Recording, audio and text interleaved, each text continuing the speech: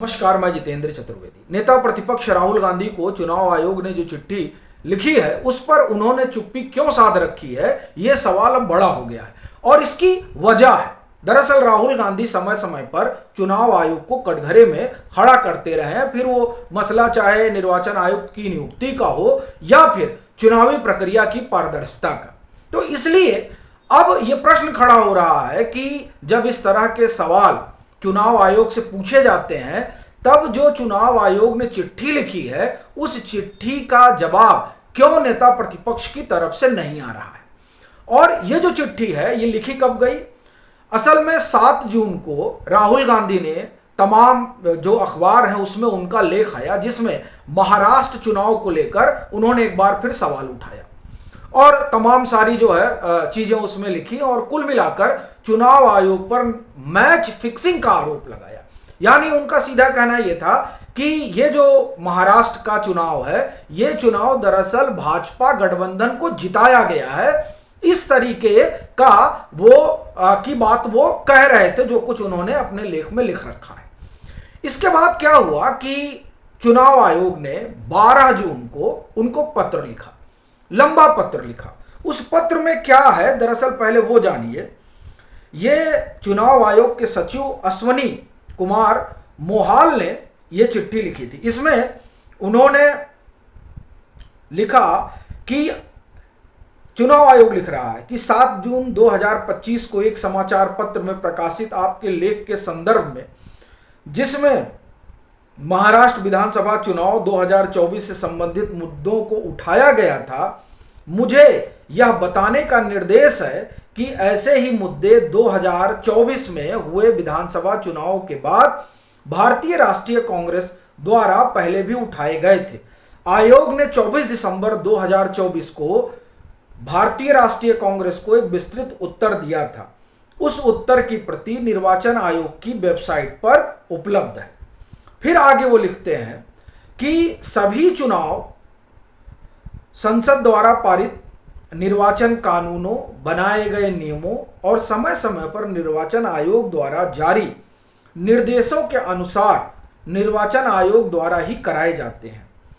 आप भली भांति जानते हैं कि पूरी चुनाव प्रक्रिया विधानसभा क्षेत्र स्तर पर विकेंद्रीकृत तरीके से कराई जाती है, जिसमें बूथ स्तर के अधिकारी, निर्वाचक नामांकन अधिकारी,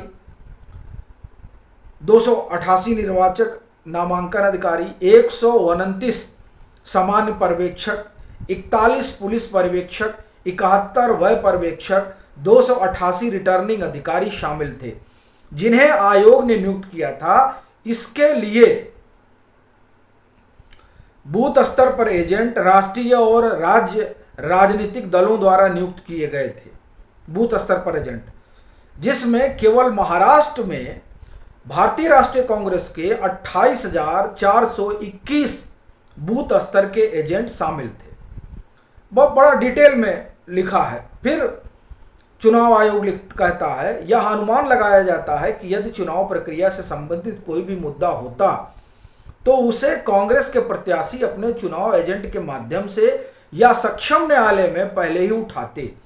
फिर भी यदि आपके पास अब भी कोई मुद्दा है जो आप हमें लिख सकते हैं और आयोग आपसे व्यक्तिगत रूप से मिलने के लिए भी इच्छुक है, इसके लिए आप किसी सुविधाजनक तिथि और समय की जानकारी हमें दे सकते हैं ताकि सभी मुद्दों पर चर्चा की जा सके। तिथि और समय की जानकारी हमें election@eci.gov.in पर ईमेल द्वारा भेजी जा सकती है। यानी ये चुनाव आयोग ने 7 जून का उनका लेख आने के बाद विस्तृत ब्यौरा दिया था राहुल गांधी को पत्र लिखकर 12 जून को। और जब हम आपसे बात कर रहे हैं तब है 23 तारीख, आज संभवतः 23 तारीख है, माफ करिए 24 तारीख है यार, 24 जून। 12 जून को पत्र लिखा गया था, 24 जून है। 24 जून तक आप एक तरह से कहें कि ये जो खबर है नेटवर्क 18 की खबर है, सभी लोगों ने खबर की है, ये नेटवर्क 18 की खबर है और ये भी 24 जून की खबर है, ठीक है। यानी अभी तक राहुल गांधी की तरफ से जो कुछ चुनाव आयोग ने जवाब दिया, न तो उसके बारे में कुछ राहुल गांधी ने, आप एक तरह से कहें कि चुनाव आयोग को कहा, और ना ही चुनाव आयोग ने सीधा कहा कि हम आपसे मिलना चाहते हैं।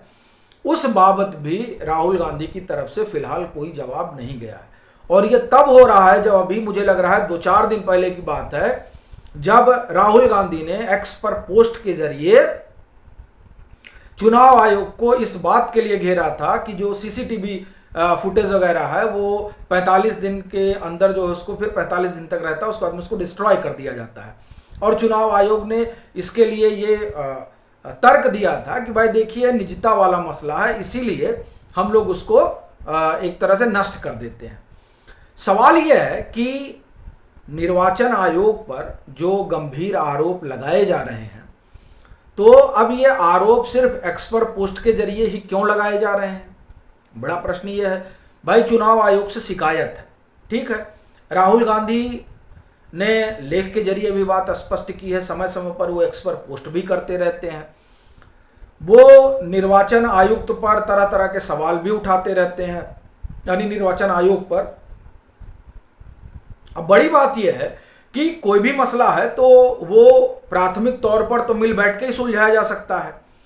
अगर राहुल गांधी को समस्या है इस बात से कि निर्वाचन आयोग जो है वो ठीक से काम नहीं कर रहा है जैसा कि उनका मानना है, तो ये बात कायदे से निर्वाचन आयोग को बताई जानी चाहिए। और निर्वाचन आयोग यही कह रहा है कि आपकी जो समस्या है उस समस्या का समाधान करने के लिए तो हम बैठे हैं, क्या है आप हमें बताइए।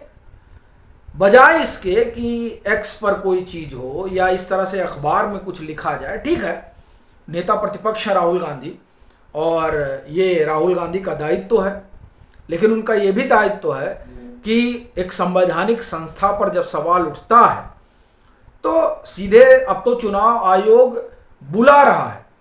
एक समय में ये आरोप लगाया जा रहा था कि हम चुनाव आयोग से समय मांग रहे हैं और चुनाव आयोग समय नहीं दे रहा है। मुझे लग रहा है 2024 के लोकसभा चुनाव के पहले की बात है। और फिर जब इसका हरियाणा विधानसभा के नतीजों के बाद इसी तरह का मामला उठा कि गड़बड़ी हो रखी है। महाराष्ट्र चुनाव के बाद तो पूरा एक तरह से कहें कि आप मुहिम ही चल पड़ी कि नहीं जो है गड़बड़ी हुई है, और जो है कई सारे आरोप लगाए जाने लगे। सवाल यह है कि समस्या है तो उसके लिए जाना तो चुनाव आयोग के पास ही पड़ेगा, क्योंकि अखबारों में लिखकर तो बात बनेगी नहीं। और सबसे बड़ी चीज़ यह है कि अभी देखिए, अभी बाई इलेक्शन हुआ है, बाई इलेक्शन में 5 सीटों पर हुआ, जिसमें से कांग्रेस एक जीती है, एक भाजपा जीती है, एक आम आदमी पार्टी जीती है, एक टीएमसी जीती है, नहीं आम आदमी पार्टी 2 जीती है, पंजाब का और गुजरात में एक जीती है, 2 जीती है, एक भाजपा जीती है, एक कांग्रेस जीती है, एक टीएमसी जीती है, ठीक है। बड़ी चीज़ यह है कि अब ये जो बाई पोल हुआ है इस पर क्या कहेंगे राहुल गांधी, ये सब बड़े सवाल हैं। और यही वजह है कि सीधे सीधे चुनाव आयोग ये कह रहा है कि आप आइए, आपसे हम जो है विस्तार से इस पर चर्चा करना चाहते हैं, और आप बैठिए, और जब आप बैठिएगा तभी इस पर बात होगी। लेकिन अब समस्या ये है कि चुनाव आयोग को कटघरे में खड़ा किया जाए या फिर उस पर बात की जाए, ये सबसे बड़ी चीज़ है ना। और ये देखिए, ये चुनाव आयोग पहले से भी कहता रहा है, लेकिन अब चूंकि ये बात सार्वजनिक हो चुकी है तो आशा करते हैं कि राहुल गांधी जो है वो चुनाव आयोग के साथ बैठेंगे और जो कुछ समस्या है उस समस्या का समाधान होगा।